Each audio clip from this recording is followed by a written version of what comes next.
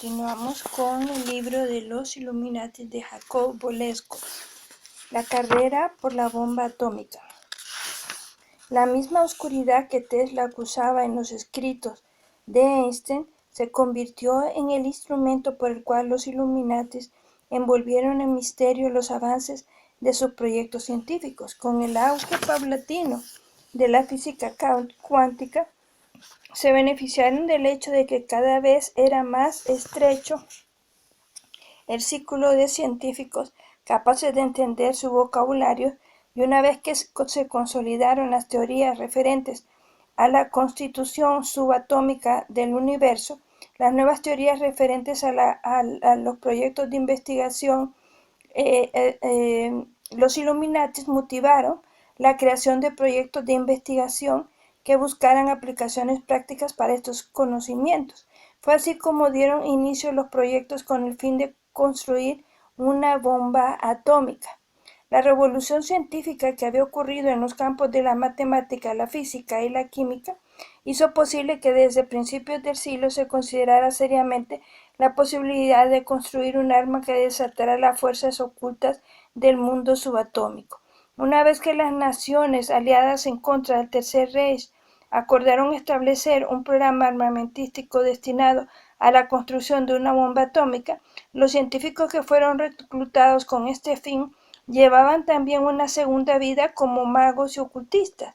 Entre sus principales influencias no solo se contaban los más recientes escritos académicos de la época, también se encontraban obras religiosas y místicas. Al mismo tiempo, los más altos mandos del ejército y los directores de las empresas más importantes estaban estrechamente vinculados con sociedades secretas como el Bohemian Club y el influyente grupo Skull and Bones. Todas las piezas estaban en su lugar para que la humanidad comenzara su incursión en el mundo del armamentismo nuclear, y fue así como en la más absoluta clandestinidad dieron inicio las actividades del Proyecto Manhattan. El Proyecto Manhattan y la magia negra.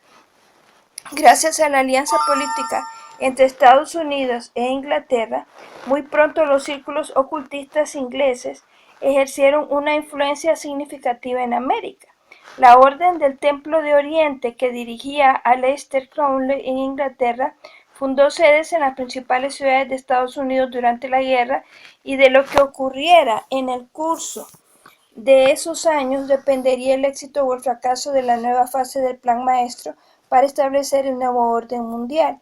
La creación de una bomba atómica era uno de sus objetivos principales. Sin embargo, no solo sería una herramienta esencial para sembrar el miedo entre toda la humanidad, también les permitiría acercarse cada vez más a su ansiado dominio sobre las fuerzas elementales del universo.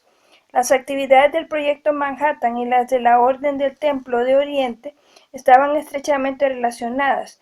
Ambas instancias efectuaron trabajos de una importancia equiparable y complementaria para la agenda de los Illuminatis.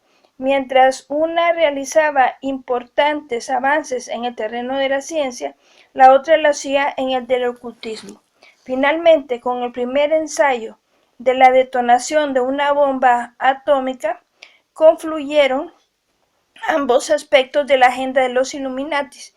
Dicho ensayo tuvo lugar el 16 de julio de 1945 en el desierto de Nuevo México.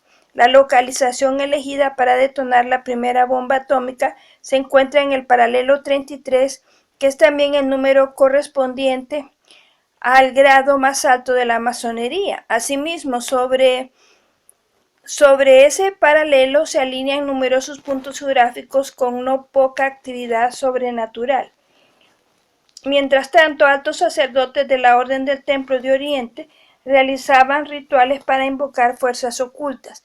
El más avezado sacerdote de la Orden del Templo de Oriente fue John Whiteside Parsons, conocido comúnmente como Jack Parsons, quien, además de tener una importancia comparable a la de Aleister Crowley en Europa, era también un brillante científico.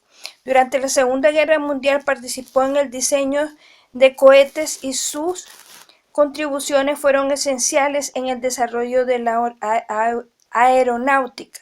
Sus creaciones para motores y nuevas formas de combustible adquirieron una importancia inestimable en el desarrollo de la carrera espacial.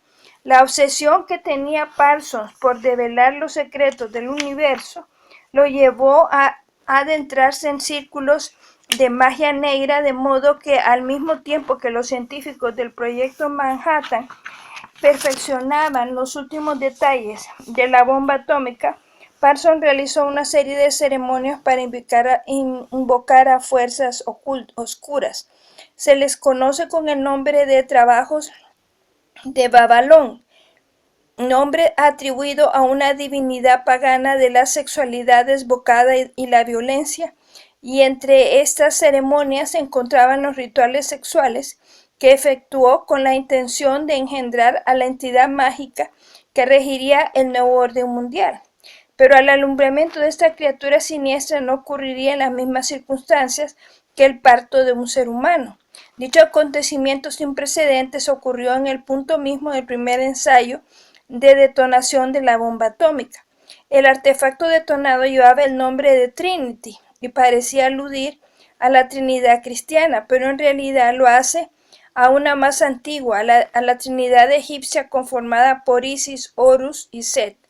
Una vez efectuado este primer momento del complicado ritual, cuando la criatura habría sido atraída hacia este mundo gracias a las fuerzas desatadas por la detonación, era preciso ofrendar a esta criatura con un sacrificio de terror y sangre que no tuviera precedente alguno en la historia de la humanidad.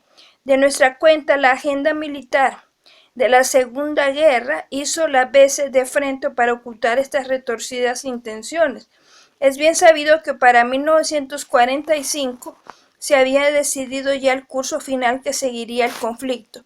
Sin embargo, los altos mandos estadounidenses insistieron en hacer uso de la bomba atómica en poblaciones civiles, pues buscaban en verdad a las víctimas que habrían de sacrificar para alimentar la sed de pánico y sangre de la entidad sobrenatural invocada por los magos y los científicos de los Illuminatis.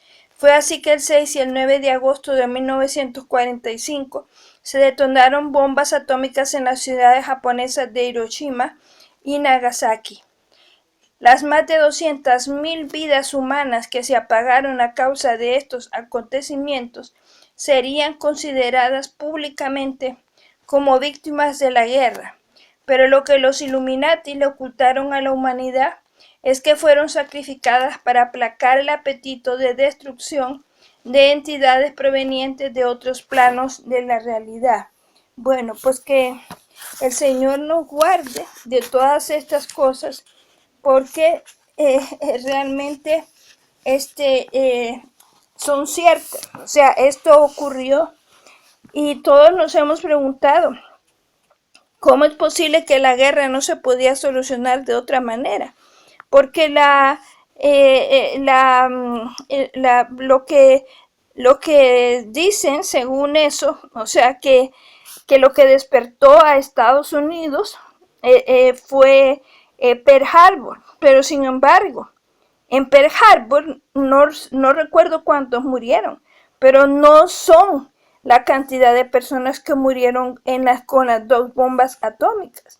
Además, el resultado de haber tirado esas dos bombas atómicas es una gran cantidad de radiación que continúa en Japón, no solamente en esas ciudades, sino que en muchas áreas alrededor, porque la radiación que queda produce cáncer, produce tumores, produce muchas enfermedades.